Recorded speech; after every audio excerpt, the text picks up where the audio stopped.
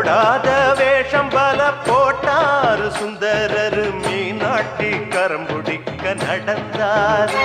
இந்த பாட்டெல்லாம் கேட்கும் போதே உடம்பு அப்படியே சிலிர்த்து போயிடும். சித்திரை திருவிழான்னா சும்மாவா? மீனாட்சி அம்மன் கோயில் கொடியேற்றத்துலேருந்து அழகர் திருப்பி மலைக்கு திரும்புகிற வரைக்கும் ஊரே பயங்கர திருவிழா கோலமாக இருக்கும். சின்ன வயசில் அடிக்கடி சித்திரை திருவிழாவை அட்டன் பண்ணுறது உண்டு. ஆனால் இப்போ ரொம்ப வருஷம் ஆயிடுச்சு.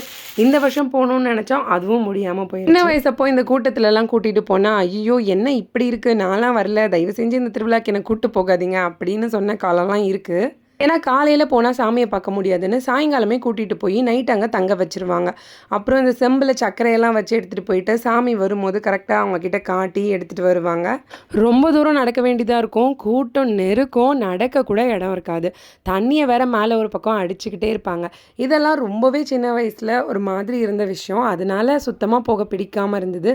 ஆனால் இப்போ எப்படா போய் பார்ப்போம் அப்படின்ற மாதிரி ஒரு ஏக்கம் எப்போவுமே இருந்துட்டு தான் இருக்குது. பார்ப்போமே மீனாட்சியும் அழகரையும் பார்க்க எப்போ தான் கொடுத்து வச்சிருக்குன்னு.